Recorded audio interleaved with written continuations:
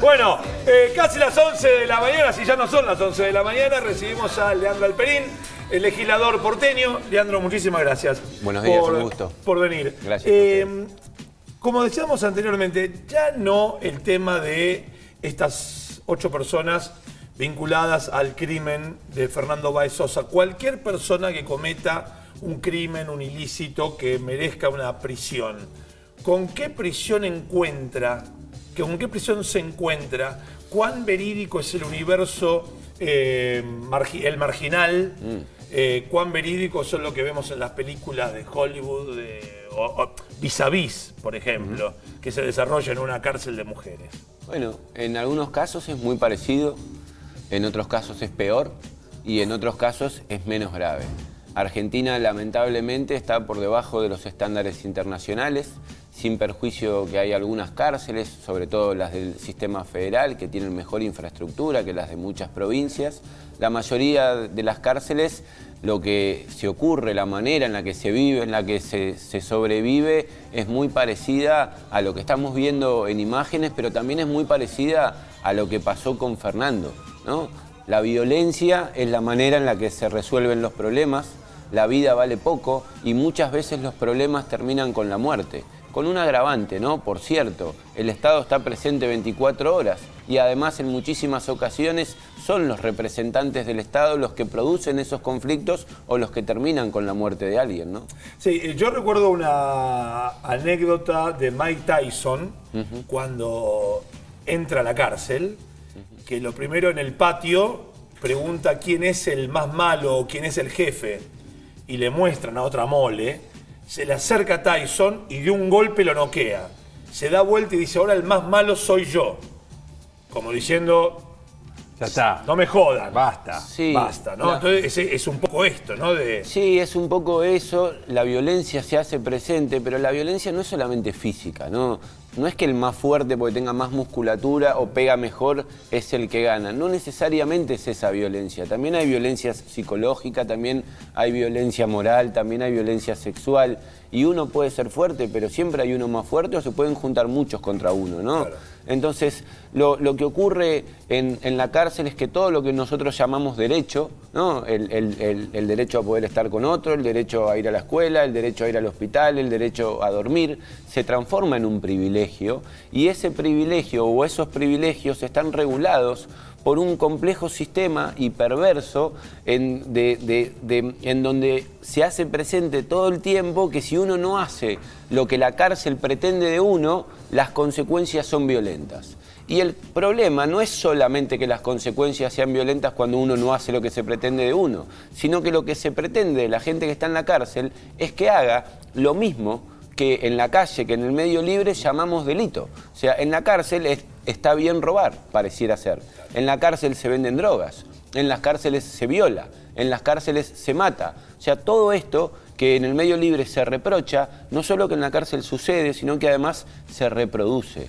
El Estado en prisión condiciona falsas identidades, reproduce las conductas que sanciona y las consecuencias de todo ese mundo, de toda esa subcultura que a muchos puede parecerle hasta satisfactorio que la pasen mal en prisión, que sufran, que tengan violaciones a los derechos humanos, y las consecuencias las lamentamos todos.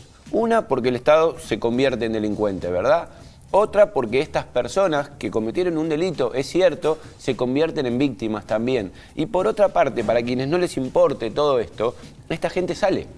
Y cuando salen mucho peor de lo que entran y las consecuencias las sufrimos todos, ¿no? Entonces, por cualquiera de las miradas, por cualquiera de estas aristas que intervienen en prisión, lo que corresponde, lo que conviene, lo que hay que hacer de manera urgente es transformar la manera en la cual intervenimos en contextos de encierro, porque las consecuencias son malas para todos, Nacho. Leandro, ¿cuán cierto es que en el mundo carcelario se tiene en cuenta por los otros presos el castigo por el cual vienen otros presos?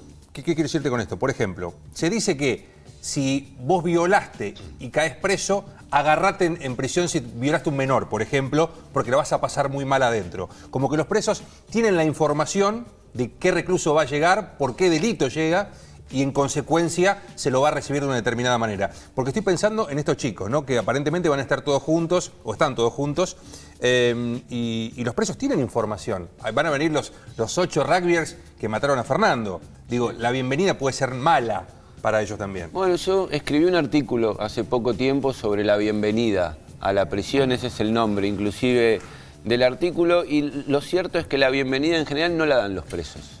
Lo que llamamos bienvenida, entre comillas, y ahora podemos hablar de eso, la brinda el servicio penitenciario.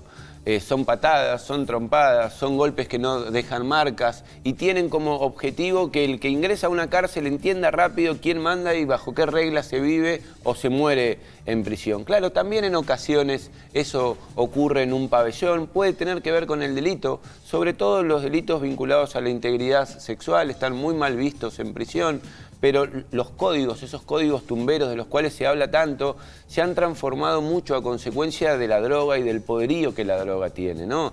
Y a veces no es solamente el delito por el cual uno ingresa, sino quién es, cómo se maneja en esos lugares y cuál es el poder que circunstancialmente tiene, el del dinero o el de los contactos, ¿no? A ver, para entender algunas cuestiones de la población carcelaria, el ladrón de dinero va al mismo lugar que el asesino, está en el mismo lugar que el que cometió una violación.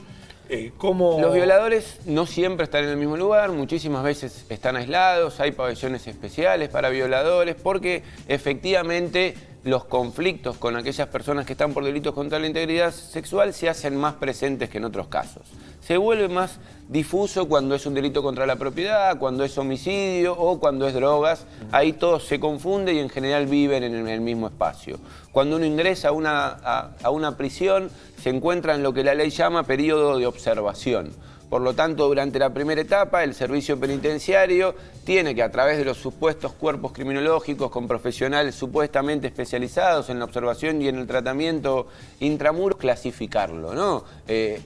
Esa clasificación tiene que ver con el delito, tiene que ver con el tiempo de condena, hipotéticamente en este caso, porque están procesados todos estos muchachos, pero aparentemente tendrán condenas largas, perpetua puede ser, pero si no van a ser condenas largas en cualquier caso, y cómo van adaptándose a estas reglas que les contaba antes. En función de eso es dónde van. Cuando hablamos de población o superpoblación o de hacinamiento carcelario, ¿nos referimos solo a los reclusos?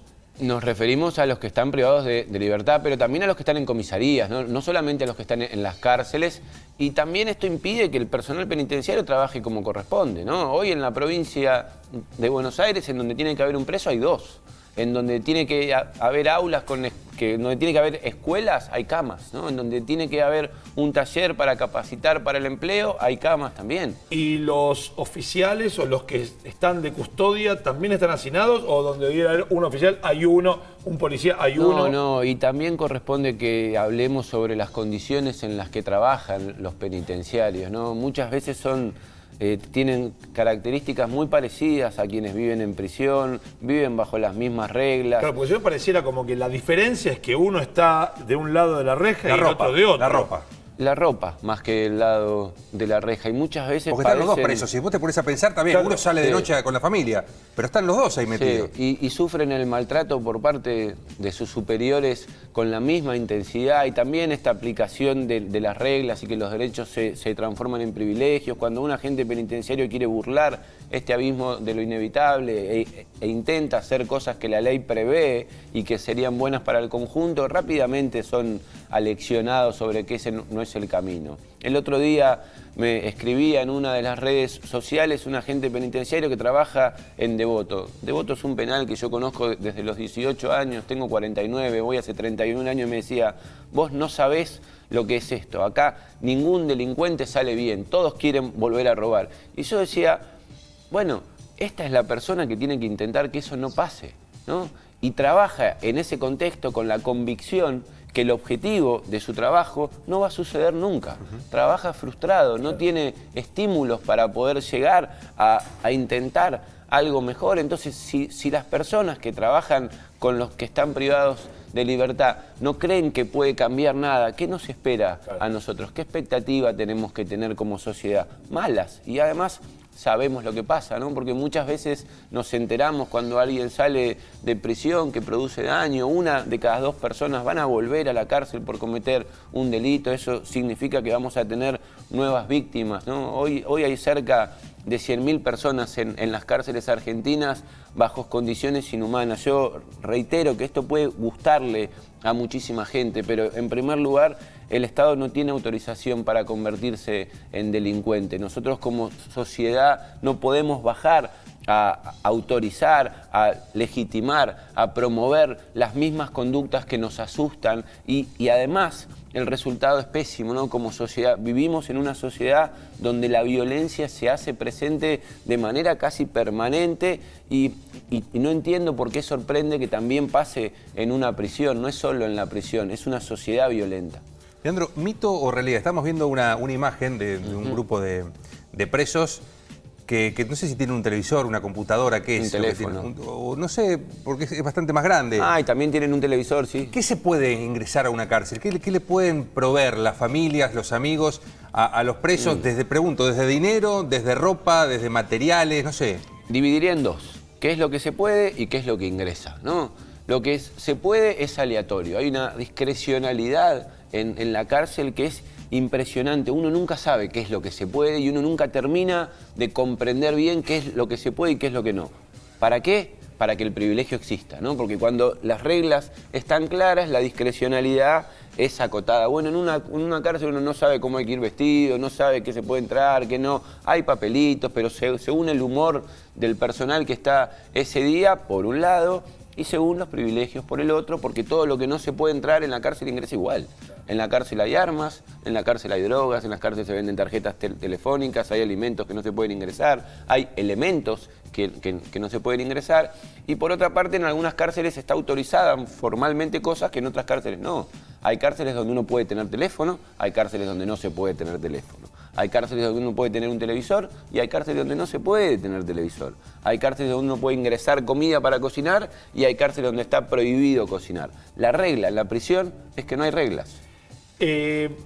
Cuando se habla de cárcel de máxima seguridad, ¿se usan mismos protocolos que en cárceles que no sean de máxima seguridad? No.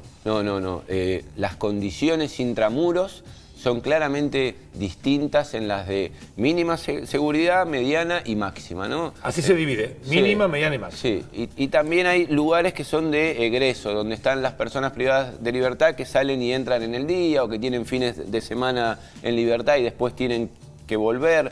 Esas prisiones tienen características distintas o deberían tener, aunque no siempre la tienen. Por ejemplo, Devoto es un penal que debiera ser para procesados y de máxima seguridad.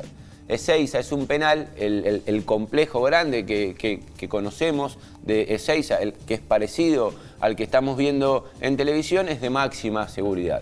1000 metros al sur de ese penal hay una unidad de egreso que es de mínima seguridad, en donde los presos pasean libremente entre pabellones y hay solamente una seguridad perimetral.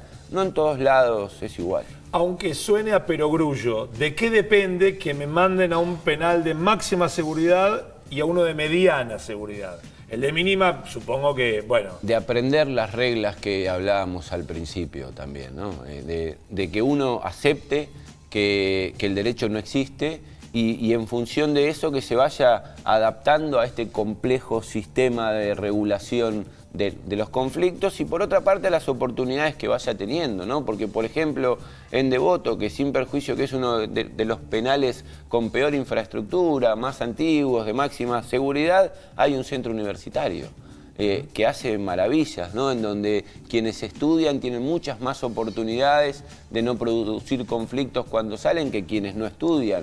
Es difícil acceder al centro universitario porque el servicio penitenciario la hace complicada, pero quienes acceden, aunque vivan en Devoto, prefieren vivir en Devoto que ir a una cárcel más tranquila. Cuando hablamos del concepto de máxima seguridad, ¿se refiere solamente a que de acá es más difícil escaparse? ¿Solamente? Por un lado que es más difícil escaparse y por otro lado que las condiciones de vida intramuros también son más estrictas, ¿no? El tiempo que uno puede salir del pabellón, las actividades que tiene, la videovigilancia, las visitas, lo que se puede ingresar y lo que no. Máxima debiera ser una excepción, ¿no? Como la prisión tendría que ser una excepción también. Sin embargo, el criterio por el cual uno llega a las de máxima seguridad muchas veces no es objetivo. A veces es un castigo porque se violan las reglas no escritas. A veces es un castigo porque se violan las reglas escritas. A veces es el lugar en donde hay lugar. A veces un juez ordena ese penal porque queda más cerca de la casa y lo hace a favor de los derechos del privado de libertad. La verdad es que lamentablemente no hay criterios objetivos que uno podamos... Sí hay una ley que dice qué debiera pasar, pero todo lo que la ley dice que debe pasar en la cárcel no pasa. Teniendo en cuenta que hay una porción grande de la población argentina que pide por más seguridad y que seguramente en esa línea también pidan más cárceles, y también teniendo en cuenta que hay presos que están en condiciones de hacinamiento, como bien marcaba, donde tiene que haber 1, hay 2 o hasta 3, ¿por qué no se construyen más cárceles en la Argentina?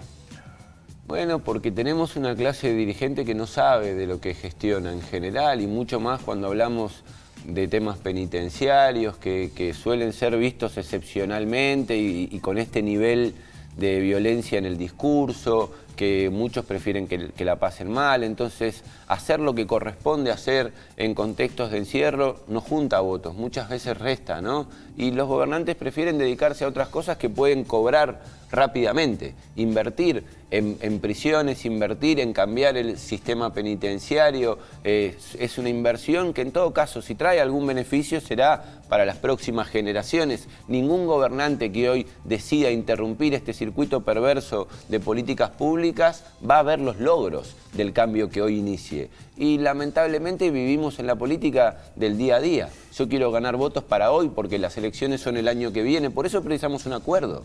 Por eso precisamos dejar de decir cuando estamos en la oposición que todo está mal y cuando estamos en el gobierno que todo está bien. Esto funciona mal. Gobierne quien gobierne y la responsabilidad es de todos. Y si lo podemos cambiar va a ser gracias a todos también. En términos generales, ¿se puede saber qué porcentaje de reclusos hoy no debieran estar en prisión? Bueno, en principio todos los que están procesados no debieran estar en prisión, debiera ser excepcional, ¿no? Sin embargo, sin perjuicio de esto, el 50% de las personas que hoy están en la cárcel están procesados y dentro de ese 50, 3 de cada 4 están por delitos contra la propiedad, ¿no? Esto quiere decir que el objetivo era ganar dinero, tanto como los que están presos por corrupción, por ejemplo. Existen otras formas de que la persona no se pueda ir de un lugar sin que esté en una prisión. Una tobillera, una pulsera, una consigna policial. Hay muchísimos casos de personas que podrían estar hoy en su casa y que simplemente porque no tienen contactos, no tienen un buen abogado o no tienen 10.000 pesos para pagar una fianza, están en estos templos del terror y por ahí alguien que entró por robar un teléfono termina saliendo para matar a alguien, ¿no? Desde la infraestructura del Estado, ¿está en condiciones el Estado de poder hacer esto? No, hoy no. Hoy, o sea, por más que vaya a saber uno por qué, a todo el Estado le agarra una cuestión de decir, bueno, actuemos de esta manera. ¿Podría implementarlo mañana? ¿Tiene 10.000 tobilleras electrónicas? ¿Tiene 10.000 efectivos policiales para poner de consigna? Digo 10.000 por un número. Por un número. Por ahí el número no, pero también habría que convocar a las víctimas, ¿no?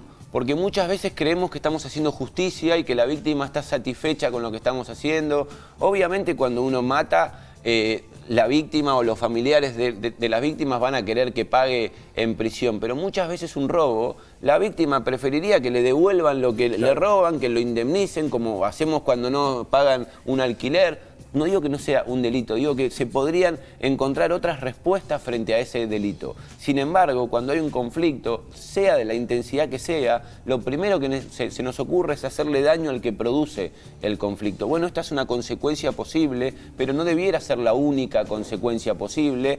Y yo creo que hay que convocar a las víctimas también, porque en muchísimos casos el acuerdo entre víctima y victimario resuelve el problema de mejor manera que cuando el Estado expropia el conflicto y cree que hace justicia, produciéndonos un daño enorme a todos como sociedad. Leandro Alperín, muchísimas gracias. Un gusto por visitarnos. Muchas gracias a ustedes. Por favor.